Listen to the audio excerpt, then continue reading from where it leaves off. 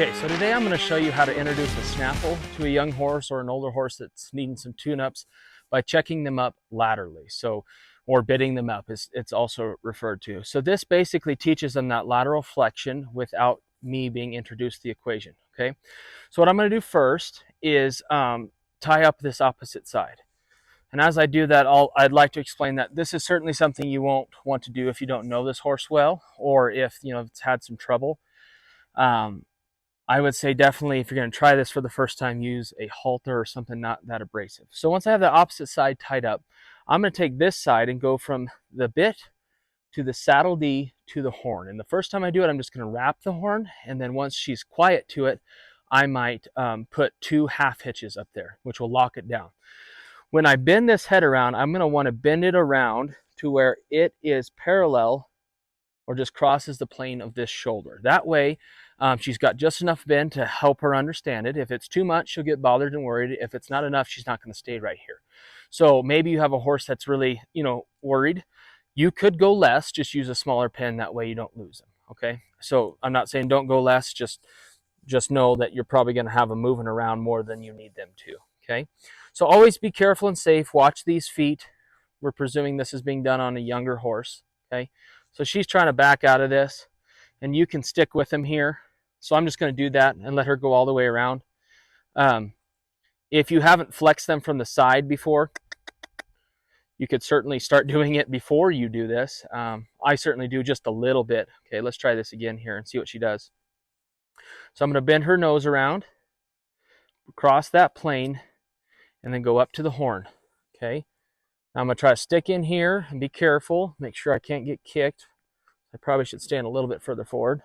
And now I'm just going to step away and let her learn this on her own, okay? So I'll let her sit there for, a little bit of time, maybe 30 seconds, a minute. Let her just relax. And you'll notice even just my presence moving right there made her move. So I don't necessarily want to do that. For camera's sake, I'm staying close to her, but typically you would want to make sure you have plenty of room away from her. So what I'm looking for is for her face to be soft and her feet to be balanced. Okay, I don't want her splaying her feet out and being bothered. You can really tell if she's bothered if her top line is raised up, her head is pulling against that. So what I'm going to do once I feel like she understands the concept, I'm going to introduce some energy that would, simulate either something fearful or just me, going faster than normal, and see if she can learn from this bridle. So I'm going to put this on. As soon as her feet move, I'm going to let her be. Okay. Right now, she's going to give her feet and then her face. She'll either give one or the other. I kind of want her to put those two together in her own timing. Okay, I'm going to introduce some more stimulus. Really, you see her top line rise up. See, she barely moved her feet that time. She didn't really get soft either, though. So this would be when I would maybe wait. There, see that? Even though that's vertical, she's still responding to that. Okay, I'm going to check it one more time. You can either add more of this energy or just let her learn slower. Okay, so here's this energy.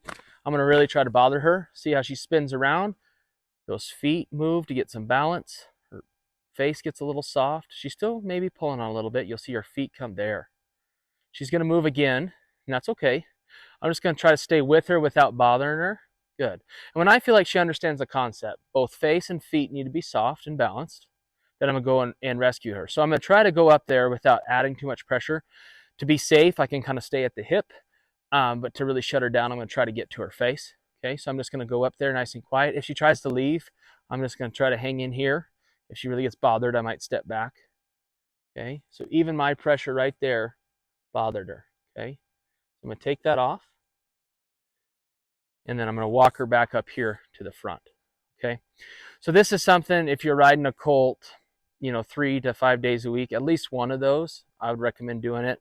If you have an older horse that's gotten, tight in the face, I like to call it delayed in the face or late in the face, this would be a good way to let them teach themselves again. It's pretty low pressure as long as you don't go and jip them up too much with your flag, but it's definitely something I like to do to kind of gauge where they're at and to see if, when I get out there doing stuff, are they going to be able to cope with pressure, get soft, get bent around.